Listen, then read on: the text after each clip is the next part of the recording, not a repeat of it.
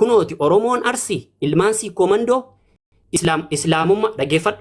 Hayya arsoomni qorsa jechuun gandummaa jechuuf deemtu borimmoo. Dhaggeeffadhu dura dhaggeeffadhu. Kan Oromoo kutaa hundaa keessaati Oromoo kutaa tokko keessaa morma isaa fi arma isaa kan cite ilmaan siikoo mandoodha. Maaliif mataa Oromoo ta'uu dadhaban isaan? Nan dakaluan sana ganda lamatti nan buusina. Nan kabajaa nan jaalladha. Sin dakalu mini bakka asumatti barameera bakka galatu. Dhaggeeffadhu.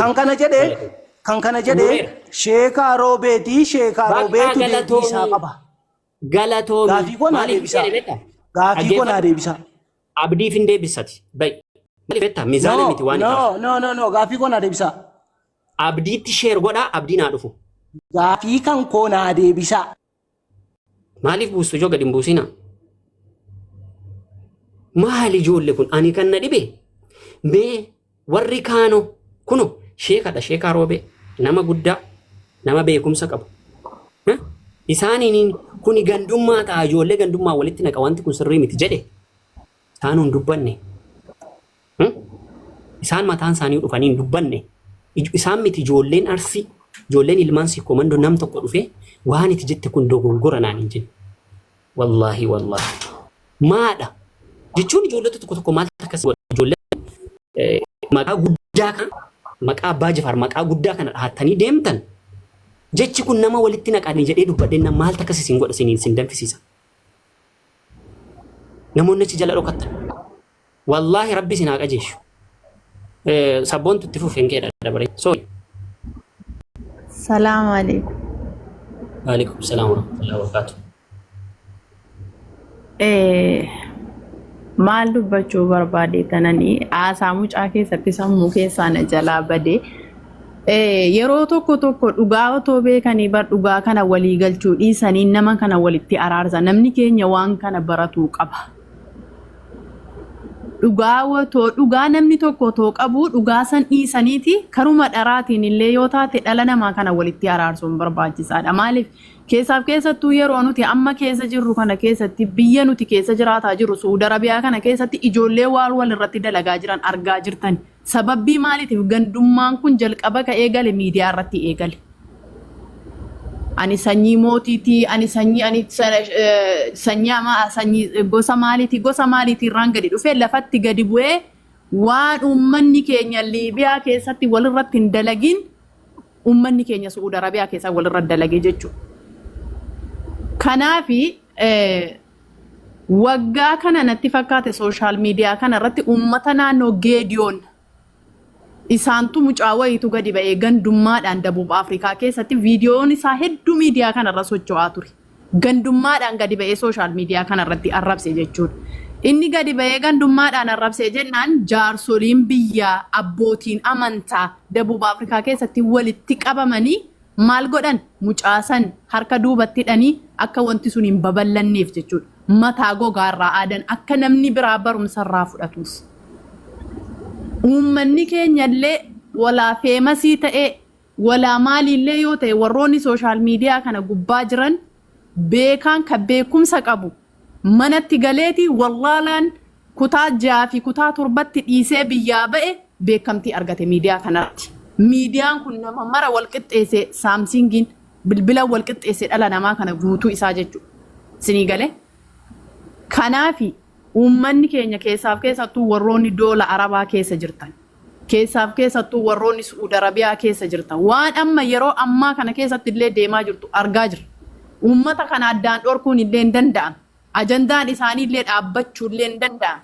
Garuu immoo karaa ittiin ajandaan isaanii ka kennamaafii jiru. Gosti tokko wal lolaa gosa lamatu walitti bu'a. Achiin booddee maal godhan? Sooshaal miidiyaa irra fidan. Sooshaal miidiyaa irratti yeroo fidan warroota beekamtii qaban fidanii mana isaanii galchan. Eenyutu irraa fayyadamaa jira? Miskiinni dhumataa warroonni sooshaal miidiyaa irraa sumunii fi shilingii guurratan karaa tiiktookii fi karaa yuutuubiitiin sumunii fi shilingii argatan isaantu irratti gargaarsa fudhataa jira jechuudha. Isaantu irratti gargaaramaa jira. Ilmaan miskiinaa dhiiga boo'aa. Haati iyyeessaa imimmaan gadnagaa nama sirnaallee miti ka isaan qaban ijoollee karaa kana ol deemtu ijoollee miskiinaa ka qiixxaa garaatti otoo nyaatiin barahaa kana keessa otoo deemanii takka takkaa jechuudha. Bishaan gaarii toon dhugin harka duubatti hidhanii uummata keenya waan isaan irra dalagaa jiran argaa jirtan. Yaa jamaa dhalli namaa sooressallee iyyeessallee wallaahi wannoo tokkittiidhaan addunyaa kanarraa geggeeffamna aboyyodee adiidhaan feete sanyii mootii taate feete sanyii Haacaaluu taate feete maalii taatanii kafeetan yoo taatan aboyyodee tokkittiin asirraa geggeeffaman. Abbaan Jifaarillee obboleessa kiyya kaas keessa jirtu abbaa Jifaariif nuti kabajaa guddaa qabna. Abbaan Jifaar mootummaa isaa fuudheen deemne quraana qara'atee fi dalagaa inni dalagate san fudhatee qabrii itti gadi gale. Aboyyodee tokkittiin awwaallame abbaan Jifaar. Booda waa dhiisi gaandaa waa dhaggeeffachuun dhufne. Carraa kiyya dabaree keenya la dubbattee naan lammata. Daawaa dhiisaa ga masgiida deemna ati masgiida deemna daawaa dhiisaa daawaa dhaggeeffachuu. Dura adaba baradhu. Abbaan Jifaar aboyyodee tokkittiin duniyaa kanarraa deemanii jamaa. Sanyii mootiillee yoo taatan maalillee yoo taane dhalli namaa guutuun isaa arabarraa kaasee guutuun isaa ilma namaa ka jedhame biyyeerraa uumame. Biyyeerraa kan inni dhufe waan biraa wanti tokko hin jiru. Wanti tokko bakka ka warqii uffatee dhufe hin jiru gaafa garaa haadha isaatii keessaa gadi ba'u qullaa dhalate dhalli namaa. Qulluma qullaa ka waa tokko irra hin jirre kana dhalate. Gaafa deemullee duniyaa kanarraa qullaadhuma isaa duniyaa kanarraa godaan. Wanti inni fudhatee deemu tokko hin jiru. Mootummaanillee beekamtiinillee wanti marti duniyaadhuma kanarratti wanti fudhatamee duniyaa kanarraa deemu hin jiru. Kanaafuu wal kabaja dhala namaa ka barbaachisu.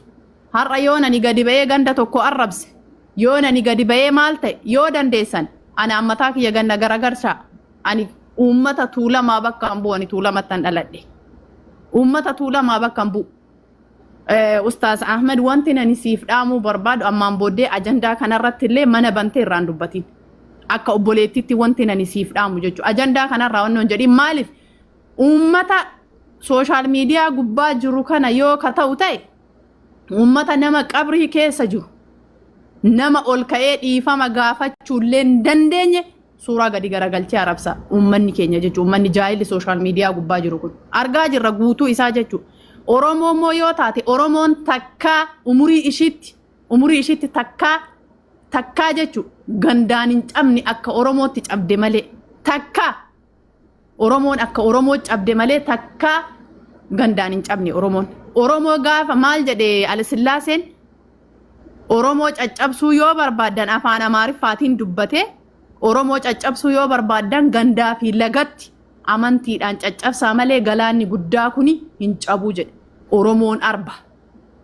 Oromoon arba guddaa kana garuu immoo sababbiin inni ittiin caccabeef gandaa fi lagatti galchanii caccabsan Oromoo.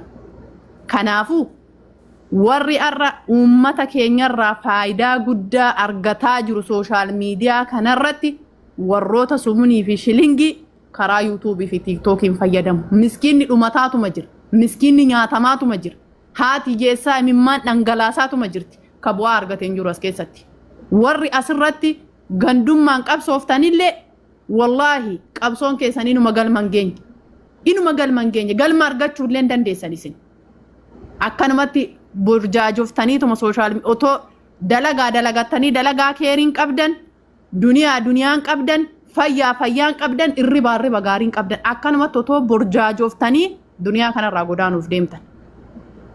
Kanaafuu warra asirra taa'ee sooshaal miidiyaa kanarratti uummata keenyaaf ajandaa kennu irraa dhorkina jedhanii wannoo jechuun hin danda'amu. Garuu akkaataa kamii wanti kun dhaabbatuu ka danda'u biyya keessatti wanti sun ga'e san nama badii san balleessa san argatanii mataa qullaa burcuqqoo cabaadhaan mataa irraa aadanii uummanni illee akka irraa baratuuf karaa saniin qofa jijjiiramni dhufa. Kan sanarraan hafe jijjiiramni wayiitu hin jiru jechuu barbaadeeti. Kanaafuu ani gama kiyyaan eenyumaanillee xuquullee hin barbaadu. Oromoo yoona arrabsuullee barbaadan anuma adda kiyyatti na arrabsaa malee ganda tokkollee sababbii kiyyaan namni na arrabsuu barbaadan keessaan sinii ergaan suuraa kiyya mataa gadi garagalchitanii sa'a 24 irra deemuu dandeessan. Kanaafuu rakkoon tokko hin jiru. Ustaaz Ahmed ammaan booddee amaana sababbii kanaan manallee bantee eenyumaafillee dhalli dhala namaa kuni waan fedhe dubbachuuf mirga qaba. Hanga dhala namaa tokko hin miinetti waan fedhe dubbachuuf jechuun waan isatti fakkaate. Namni isaa ta'e fudhatu namni isaan taane miidiyaan akkaataa gabayaati. Gabayaa waan isaa ta'u bitatee keessaa gala. Ka isaan taane immoo dhiisee mana gala. Kanaafuu ajandaa kanaanillee ammaan booddee kaasteellee mana kana keessatti waa'ee ajandaa kanaatiin akka ammaan booddee akka irraan dubbanne. Maaliif ajandaan kun yoo babal'ate booda lafatti gadi bu'ee akkuma uummanni Suudi Arabiyaa kana keessatti hanga dhiibbaa guddaa uummanni keenya Liibiyaa keessatti qabamee birree irratti kaffalame qaama isaanii tuman malee takkaa ilmi dhiiraa waan san dubbachuun barbaadu ani saalfi intalli dhalaa waan badaan dubbattu argaa turtan isinillee jechuudha. Wanta uummanni Suudi Arabiyaa keessa walirratti dalagaa ture. Waan Liibiyaa keessatti hin dalagamne. Atta addunyaa kanarratti biyya jaahila uummanni keenya keessatti miidhamte keessatti uummanni keenya waan hanga Oromoo walirratti dalagde gosti biraa walirratti hin dalagne. Kanaafuu badaa keenyallee qajeelaa keenyallee nu qaaqalde ka dandeessaniif du'aa godhaafi kan hin dandeenye immoo maal godhan? Ka dandeessan gorsa kan hin dandeenye du'aa iduma godhaafi. Kanuma qofaan nasiyaan isinii dhaamu. Warri haasaa kiyya irratti illee natti mufattan haasaallee isinirraa gabaabsaa warri natti mufattan afoon adillaayi. Na gorsitanillee nama gorfamee deebuullee danda'u dhiifama yoon isinitti balleessee raadhe.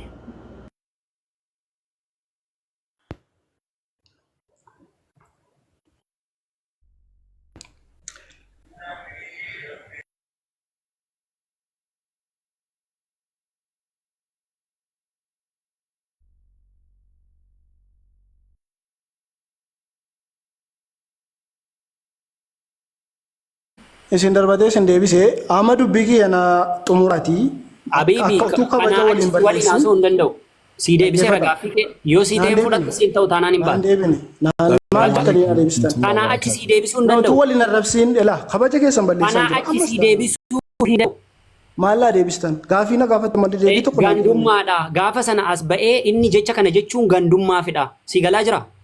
Waan sadii wal qabsiisee dubbata. Aha, sanyii mootii jechuun gandummaadha? Ati sanyii amma jetteen naan gandummaa miti. Gaafa sana gandummaa. Ustaaz Muftii qoyaame. Ustaaz Muftii qoyaame. Barakallahu fiikum. Bira aarii tokko hin jiru. Isaantu dubbii kiyyaan harkaa jijjiire. Kabajni isaaniitiin gaafadhee jennaan gara biraatti harkaa jijjiire. Dhaggeeffadha. Rabbiidha cufadha. Dhaggeeffadha obboleessa. Ati dhaggeeffadha. Ati abdiidha. Isa jalqabaa. Ati abdiidha. Ati abdiidha. Abdiidhaan hin jedhamne sanyii mootii jechuun gandummaadha jettan. Okay, ilmaan arsii ilmaan si komandoo dhaggeeffadhu. Ilmaan si komandoo ilmaan si komandoo jechuun gandummaadha amma. Dhaggeeffadhu jalqaba. Dhaggeeffadhu dura dhaggeeffadhu. Dhaggeeffachuu badhu. Ilmaan si komandoo mataa uummata Oromoodhaa jedhe Sheekaa Roobee. Wanti kun gandummaati. Nuti ijoolleen sanyii mootii mataa Oromootii jenneere.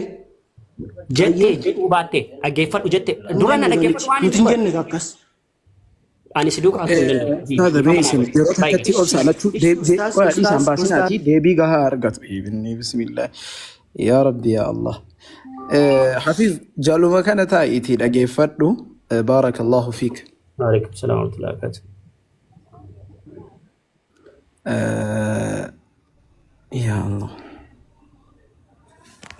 Assalamu alaikum. Waalaikum assalam wa rahmatullahi wa barakatuh. Marti keessanuu atillee warra komandoo warra baaleeti. Yeroo tokko haala kabajaatiin naamusumaan wal hubachiisanii bareedan itti fakkaata. Maaliif irra caalaa waa dhiisuu bareedan ni jedhan sunillee murteessaadha baay'ee. Kanaafan jedhee ani immoo yaada kiyya taranaa kan ta'e naan dubbadha inshaallah. Aadi akka kabajaatti kabajee dhaggeeffadhu na gaafatee bakka gaaffii kee dhaga'eera jedhee. Ani sababan waan kana jedheef Sheekaa Roobee sooshaal miidiyaa kanarratti ba'ee yeroo tokko arsiin mataa uummata Oromoodha jedhee yoo akka kanaa jedhame ijoolleen gandummaa walitti kaati murtii guutoon Harargee bakka gartanitti radiyallahu anhu waardaa jedhee jedhaa bakka gartanitti wallaala Harargeeyyuu jedhee kuni gandummaadha abdiin immoo nuti sanyii mootiidha jedhee geemiitiin wal qabsiisee sirba dheengadda ba'ee wal qabsiisee wanti kun hundi gandummaadhaan jedhe. Sanyii mootiidha isuma jette kanatti gandummaadha jedhe. Ani wanti na dhibu warri kaanoo gaafa Sheekaa Roobeerra okay yoo akkasiin hin deemama ta'e yoo akka kanatti fayyadamuun barbaachisa yoo ta'e yoo akkasitti hiikkachuun barbaachisa yoo ta'e morma isaanii warri si komandoo morma isaanii arma isaanii osoo ganda namaatii walitti na buusuu dhiistani. Ani dhimma ganda kiyyaa bichaan isin gaafataa jira. Rabbiin sodaadhaa. Dhaggeeffadhaa. Nati gadi si darbate. Bilookiin godhee as jalaa si baasa kana booda. Dhaggeeffadhaa. Namni erga beekamtee arganne diinii kanaafis saba kanaafis waama buusne jenneennaan nama abbaan barbaade irratti beeyal ba'u mitan. Kana quba qabaadha. Nam tokko akka nama tokko hin seensine. Ela. Uummanni fakkeenyaaf namoonni biraa dubbatanii miidhan. Qo'ee takkaa dhaggeeffadhu. Sheekaa Roobee dhufee seenee nuti sirriidha. Mataa uummata Oromoodha jedhee maaliif jettaniin jedhan. Kana kanaaf hin jedhee ilaa kunooti haa ta'u sun isin jettanii yoo haa ta'u rakkoo miti. Garuu uummanni kun gandaan wal qoodee muka walitti cabsaa jira. Wanta dhiirri tokko ta'uu hin qabne wal godhaa jira. Waan kana hunda kan fide gandummaadha. Jedheen waan kana dubbadhe. Ani wanti kun sirrii miti jedhee dubbadhe kana. Waan kana san dubbadhe. Namni tokko ilmaan si komandoo waan itti dubbatte kun dogongora. Nuti warra Oromummaa fi Islaamu amantiillee fudhannu jennee afaanillee fudhannu jennee Minilikii fi Haile Sillaasee irraa morma keenyaa fi harmi keenya citeedha. Akkamitti akkasuma jettanaan hin jenne. Maaliif waan dubbiin sun ka'eef hin hubatee akkasinaan hin jenne namni. Namni maqaa jimmaatiin of waamu akkamitti jecha kana jedhe. Okay, ijoolleen arge gaafa murtii guutuu akkas jedhe. Waan kanaan natti hin dubbanne nam tokko as ba'ee wallaahi waan kana naan hin jenne. Namni dawwaleellee natti dubbate hin jiru. Ani akka ijoolleen sababa keessanii sababa warra feemesiitiin sababa warra fooloo qabu asirratti jecha walitti darbatanii muka walitti uduman walajjeesan haati ilmi konaanaa fayyadotteeti kan isheen karaa baara Saudi Arabiyaatti ergatte haadhasaa fayyaduuf abbaasaa fayyadu sababaas hin jecha kana walitti daddarbataniin wanti kun akkas ta'an jedhe malee jimmi sanyii mootii miti hin jennani hin jedhus hin jedhamus waan akkasii hin dubbanne ni kan. Inni immoo wantoota kana sadan fayyadamuun immoo gandummaadhaan jedhe Harargee yeroo argitan radiyallahu anhu waardaa jechuun Arsiinii Oromoon Arsii mataa uummata Oromoodha jechuun jimma sanyii mootiidha jedhamee jechi iddoo kana fayyadamaa jiru kun gandummaa. Maaliin balleesse? Maadha waliin an godhame? Na barsiisaa na hubachiisa. Anamma yaada kiyyan sii kenna taraanaaf kennita ooti naa kennite. Okay, fudhadhu.